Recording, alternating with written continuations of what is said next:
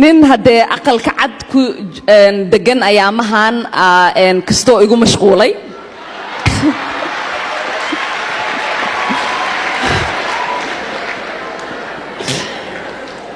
wiligiis wuxuu arki jiray dad uu iska daabacsado marka miskiinta qaxooti ah oo madow oo muslimad ah wuxuu isdhahay waa daabacsan kartaa laakiin hadda dad geesiyaal inaan ka dhashay uusan ogeyn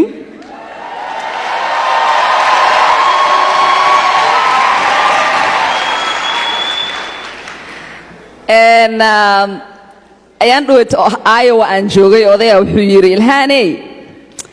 annaga Soomaaliyaan nahay adiga maalin kasta waxa dhahdaa awowgay iyo aabahay soo koriyay marka waxaan u maleynayaa hadii Ilhaaney inay ku bareen dadka sidii loo kala weyn yahay in la isku kala xushmeeyo marka odayga miskiinka ah oo aqalka cad degan awowga ayuu noqon karaa Ilhaaney odayga awowga ka xisho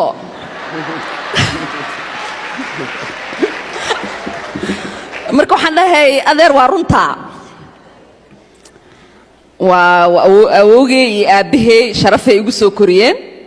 way i bareen dadka iga weyn inaan xushmeeyo laakiin markaan yaraa waxaan xasuustaa waxa la dhihi jiray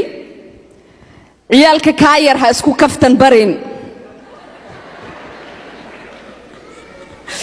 marka hadda ninkaan hadduu garan waayo aniga inaan ka yarahay aniga asiga meelaan ku soo kala hareynaa